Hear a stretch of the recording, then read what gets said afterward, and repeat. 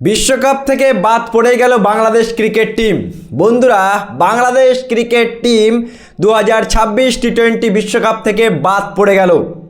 ICC যে Bangladesh cricket টিমকে 24 ঘন্টা সময় দিয়েছিল তাদের ফাইনাল ডিসিশন নেওয়ার জন্য যে তারা ভারতের মাটিতে খেলতে আসবে কিনা, আর সেই বাংলাদেশ দল তাদের ডিসিশন নিয়ে নিয়েছে। তারা ভাই সিকিউরিটির ইস্যু দেখিয়ে তারা ভারতে আসবে না। তার মানে বন্ধুরা, তারা বিশ্বকাপ থেকে বাদ পড়েই গেল। বন্ধুরা, বাংলাদেশ দল তারা কিন্তু আইসিসির সাথে অনেক দিন ধরে মিটিং মিছিল করছিল যাতে বাংলাদেশ ক্রিকেট টিমকে শ্রীলঙ্কাতে শিফট করানো হয় তাদের ম্যাচগুলো, কিন্তু আইসিসি গতকাল রাতেই কিন্তু 24 ঘন্টা আলটিমেটাম টাইম দিয়ে দিয়েছিল যে ভাই তোমাদের বিশ্বকাপ খেলতে গেলে ভারতেই আসতে হবে, নাহলে তোমরা বিশ্বকাপ থেকে বাদ পড়বে।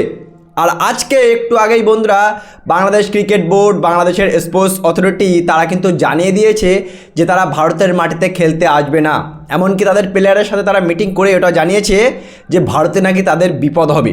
বন্ধুরা, আইসিসি এবার ফাইনাল ডিসিশন হয়তো রাতের মধ্যেই জানিয়ে দেবে। বাংলাদেশ ক্রিকেট বোর্ড জানিয়ে দিয়েছে যে তারা ভারতে আসবে না, এবং আইসিসি এখন দেখার বিষয়ে কত বড় পদক্ষেপ নেয়। আলটিমেটাম বন্ধুরা, সত্যি সত্যি বাংলাদেশ ক্রিকেট টিম তারা এবারের বিশ্বকাপ খেলবে না, তারা জানিয়ে দিয়েছে। আইসিসি অনেকবার রিকোয়েস্ট করেছিল কিন্তু তারা শুনেনি। তারা অ্যান্টি ইন্ডিয়া গভর্নমেন্ট, বুঝতেই পারছো বাংলাদেশের বর্তমান যারা সরকারে আছে তারা সবসময় অ্যান্টি ইন্ডিয়া, মানে ভারত বিদ্বেষী তাদের মধ্যে কাজ করে। মোস্তাফিজুর রহমানকে আইপিএল থেকে বাদ দেওয়ার ইস্যুকে কেন্দ্র করে এখন বাংলাদেশ ক্রিকেট টিম তারা বিশ্বকাপ বয়কট করেই দিল। বন্ধুরা, কি বলবে বন্ধুরা বাংলাদেশ ক্রিকেট টিমের এই বিশ্বকাপ বয়কট নিয়ে? অবশ্যই জানাবে কমেন্ট করে। ভিডিওটি ভালো লাগলে শেয়ার করে চ্যানেলটি অবশ্যই সাবস্ক্রাইব করে দেবে।